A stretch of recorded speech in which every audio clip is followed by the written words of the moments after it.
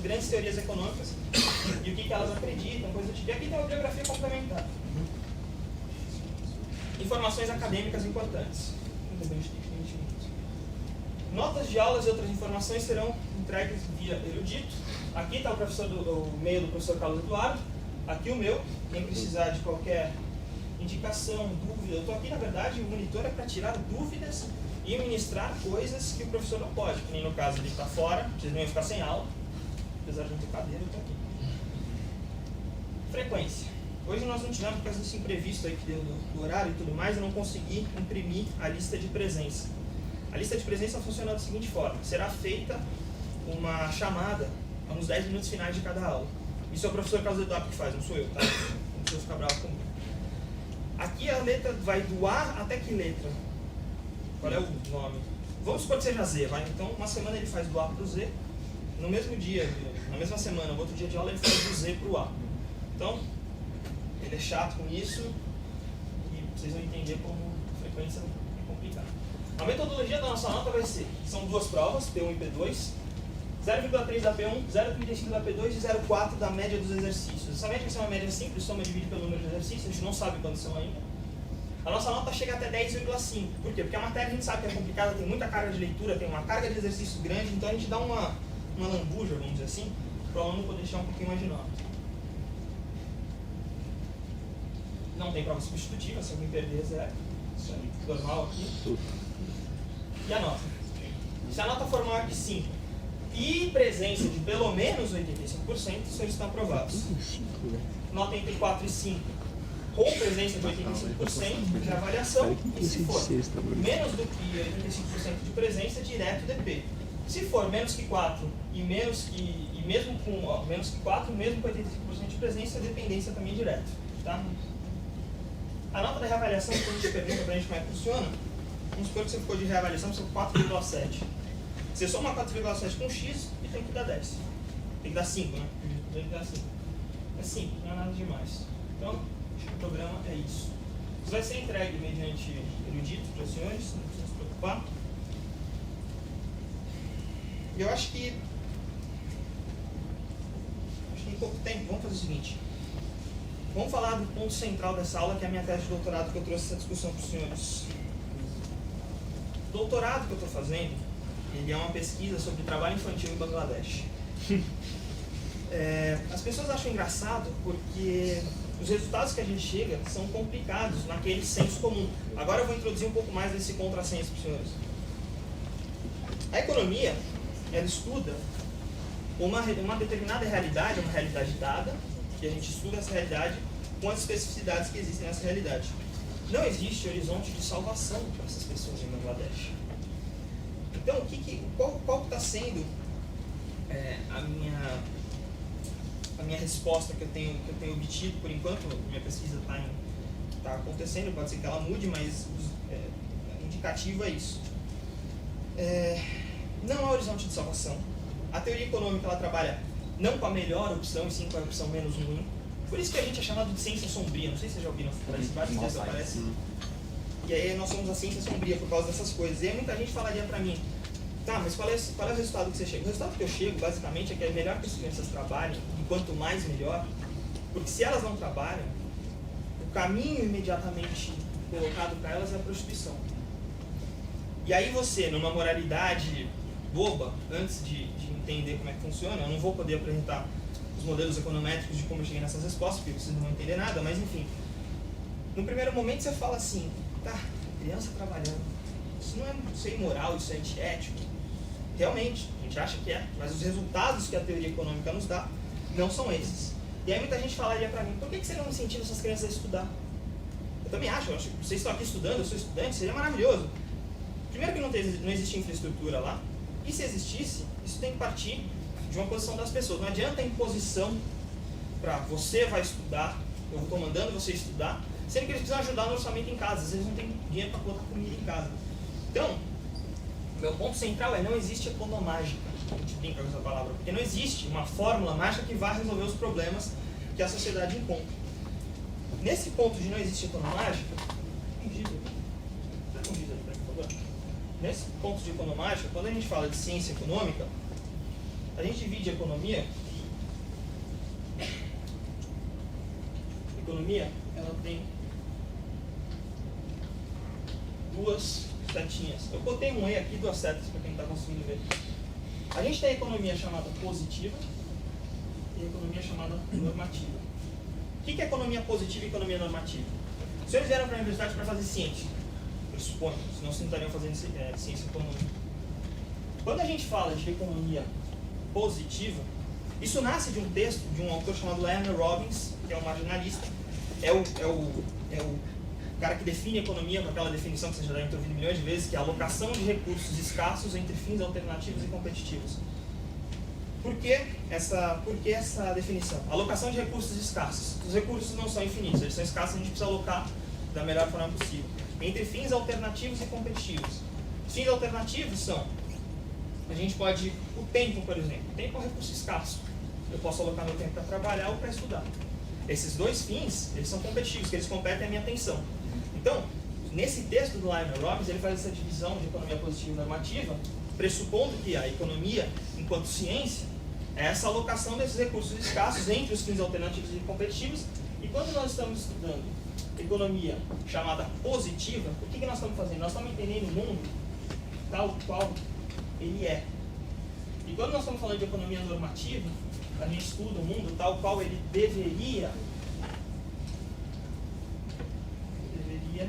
ser. Quando eu falo de como o mundo deveria ser, eu não falo de fatos. Por não falar de fatos, eu não posso aplicar o método científico. E aí está a resposta porque não existe economágica. Não existe economágica porque para fazer ciência, eu preciso ter dados, eu preciso ter fatos. Eu preciso poder aplicar o meu método científico, eu preciso isolar variáveis, eu preciso pôr o... A gente chama em economia, vocês vão ouvir bastante, o ceteris paribus. Ceteris paribus é tudo mais constante. Como é que varia? Se eu der mais renda para essa população aqui, tudo mais constante, como é que dá o resultado? Isso é economia positiva. Isso é economia, o mundo tal como ele é. Quando eu falo para vocês que isso é o princípio de economia e que essa matéria se chama Introdução à Economia, é porque essa matéria ela é a introdução, na verdade, à microeconomia. E eu até anotei uma definiçãozinha aqui boba para ler para vocês. Olha só. A partir do desenvolvimento dos textos do Adam Smith, do Keynes, a gente divide a teoria econômica em dois grandes grupos, a macro e a microeconomia. E aí tem gente que fala macro é de coisa grande, micro, não é. Tá? Olha só, microeconomia é o estudo dos mercados, como os agentes vão tomar as decisões deles para alocar os recursos de forma ótima. Então a gente vai entender, só aqueles que eu mostrei, oferta, demanda, não sei lá. A gente vai entender como é que funciona na cabeça do agente econômico. E a macroeconomia é o estudo dos grandes agregados econômicos. Renda, dispêndio, PIB. Vocês vão entender o que é inflação, vocês vão entender o que é, enfim, um monte de coisa. E aí, quando eu falo para os senhores da economia positiva e normativa, a gente está falando da ciência econômica. E quando eu estou falando de microeconomia, é desse campo de estudo, desse escopo das decisões dos agentes individuais. Eu queria... Quanto tempo a gente tem? A gente tem 10 minutos. Eu tinha duas coisas ainda para falar para vocês, que são, acho que, muito importantes. Então, olha só. Outra introdução ao modo do pensar do economista. Quando o Adam Smith escreve A Riqueza das Nações, em 1776, existe uma discussão muito grande em torno do valor. Da onde vem o valor desse celular? De onde você acha que vem o valor disso aqui? Alguém tem alguma ideia de onde vem o valor? Eu não estou falando preço, eu estou falando valor. É subjetivo, mano. Então, já ouvi uma palavra subjetiva, isso é importante. Quando o Adam Smith escreve, a teoria sobre como funciona o valor, da onde vem, da onde deriva o valor, é uma conhecida teoria do valor trabalho. Tem três grandes economistas que vocês vão estudar aqui no curso que são adeptos da teoria do valor do trabalho: Adam Smith, David Ricardo e Marx. Os três entendem. As três teorias são um pouco diferentes, eu vou dar uma sistematizada, é um dos pontos da nossa discussão depois. Vai ser depois dos três textos, a gente vai discutir melhor. Eu só vou dar umas pinceladas hoje, então eu vou dar uma reduzida na discussão. A teoria do valor do trabalho, ela entende que o valor disso aqui é um valor cristalizado no objeto em si. Mediante um processo produtivo, parte do tempo de trabalho socialmente necessário, socialmente porque pressupõe uma divisão do trabalho, uma divisão social do trabalho, onde alguns farão algumas coisas e outros farão outras, e cristaliza-se durante o processo produtivo no objeto em si. Por isso é uma teoria do valor do trabalho, o valor é objetivo, ele está colocado no objeto, e eles entendem que esses objetos têm o valor por si só. Marx, Adam Smith e o Ricardo. E aí, existe uma dimensão, eu vou falar mercadoria, porque mercadoria é só para o Marx, mas vamos tratar como mercadoria, não tem problema. Existe uma dimensão da mercadoria, que é uma dimensão dupla. A mercadoria tem valor de uso, que alguém falou da utilidade aqui, e o valor de troca. Para o Marx tem valor de uso e valor de troca, uma expressão do valor no intercâmbio entre as coisas. Valor de uso e valor de troca. O valor de uso é o quê? Para que serve esse óculos? Para mim, eu sou míope, para mim ele tem um grande valor de uso. Não consigo atravessar a rua e dirigir sem ele. Alguém aqui que não usa óculos vai pegar esse óculos e não serve para nada. Então não tem utilidade, o valor de uso é baixíssimo. Às vezes nem existe. E o valor de troca, quanto vale esse celular em relação a esse óculos? Um celular vale quantos óculos? Um óculos vale quantos celulares? Isso é a interpretação do valor de troca. Coloca-se duas mercadorias para fazer o intercâmbio entre elas. Qual é a proporção que eu vou trocar, vou intercambiar essas mercadorias que eu tenho? Isso é a teoria do valor do trabalho. Existe uma implicação enorme, a gente vai ler o primeiro capítulo inteiro do Capital, que é a discussão sobre valor de uso. Existem 2 capítulos inteiros aqui na Riqueza das Nações sobre a teoria do valor do trabalho. A gente vai discutir bastante a teoria do valor do trabalho. Mas existe uma outra teoria, que é a teoria do valor de utilidade, aonde o que acontece? Aquele valor cristalizado no objeto, ele não existe. Primeiro ponto, a gente falou de valor, até agora não falou de preço. Para o Bentham, que é principalmente quem escreve, está no programa, a gente vai ler o texto dele. Para o Bentham, o processo de produção gera uma mercadoria, mas ele não cristaliza valor. O valor, ele está na cabeça de cada uma das pessoas. E é uma função matemática que deriva assim. É uma função matemática que deriva assim. Então o que acontece? Isso aqui é preço,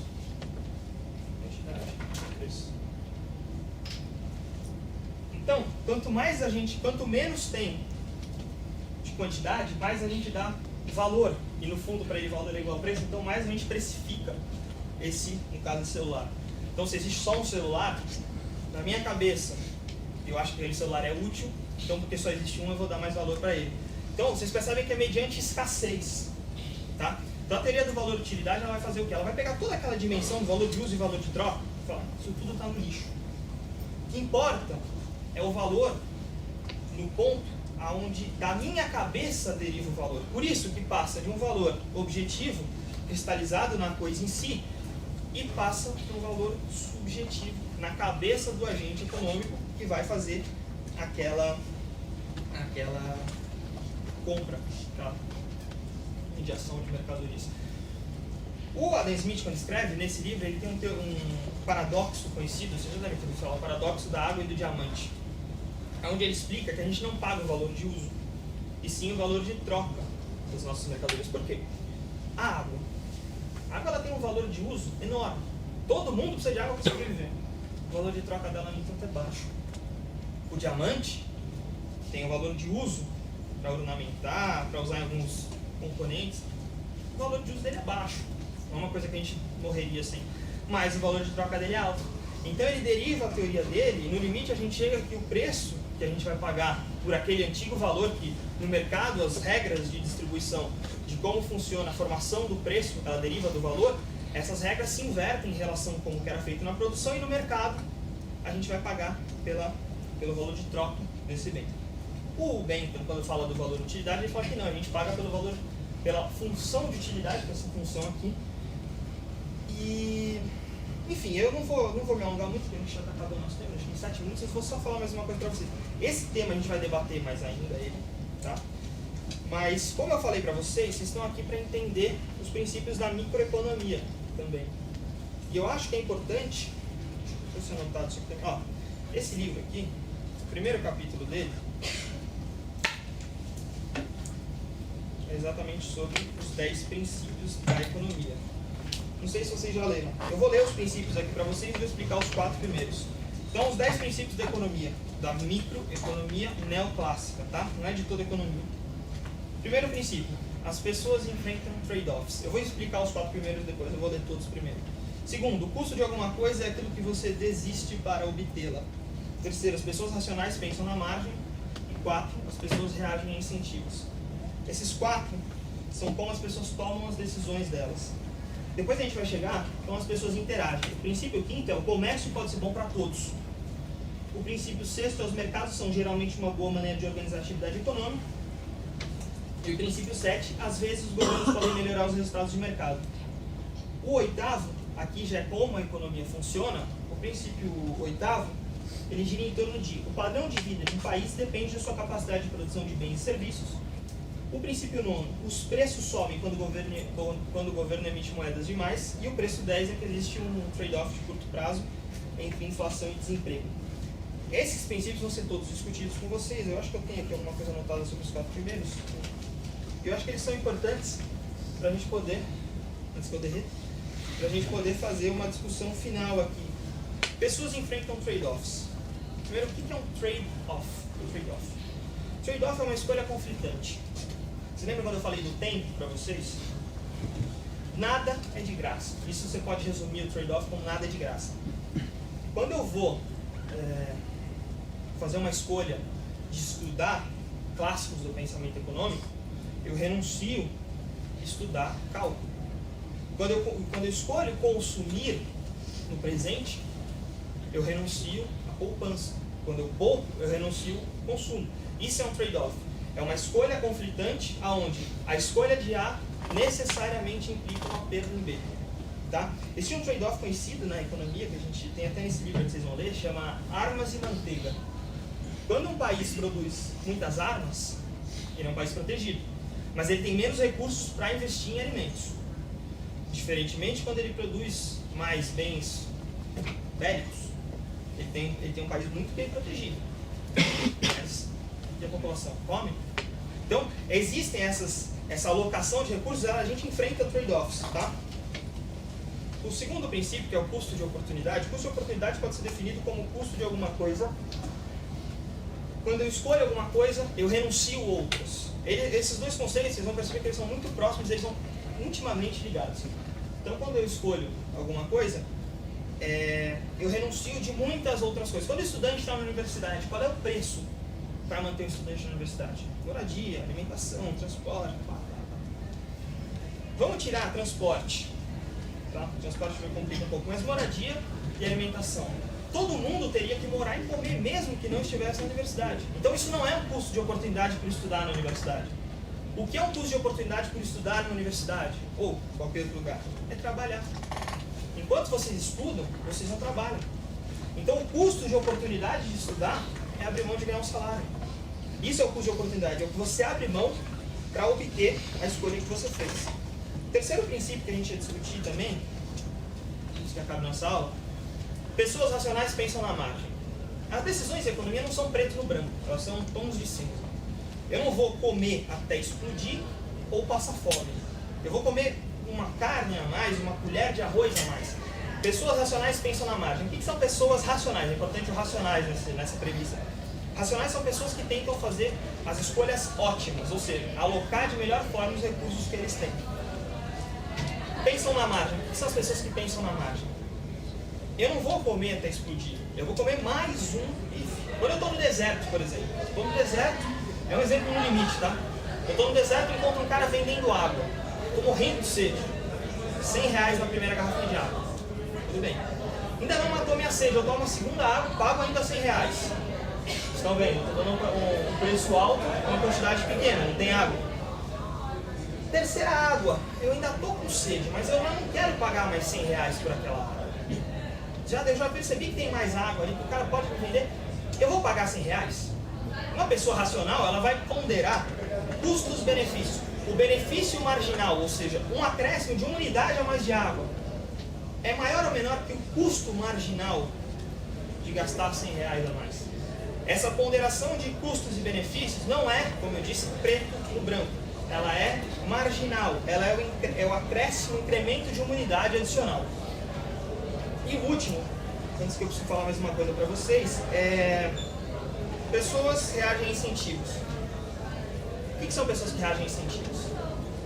Eu sou um produtor de maçã e eu estou lá produzindo.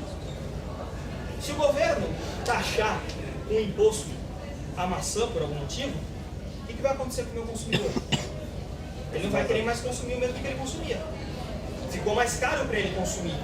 Um incentivo de um imposto é um incentivo negativo para ele consumir aquele bem que eu faço, que eu produzo.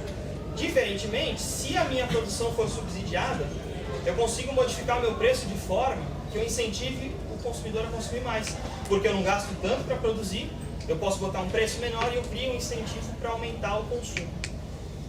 Bom, como são já 8h30, eu vou deixar só as duas tarefas que eu tenho para vocês aqui. E eu gostaria de discutir mais esses temas, mas infelizmente a gente teve esse probleminha. Desculpa, de novo, peço desculpa para os senhores do problema das cadeiras, o problema do ar-condicionado. Bom, eu tenho duas coisas para serem feitas. Para entregar naquele e-mail que eu falei para vocês, bruno.teodoro, isso vai chegar no erudito para vocês, mas de qualquer forma eu vou botar aqui, se alguém não tiver. É bruno.teodoro.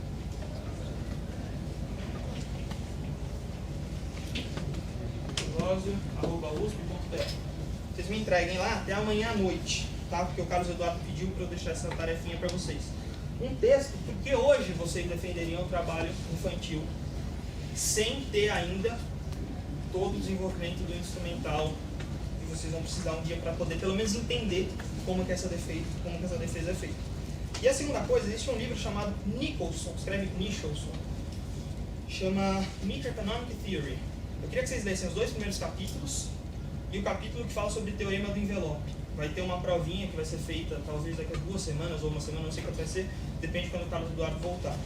E vai ser importante para a gente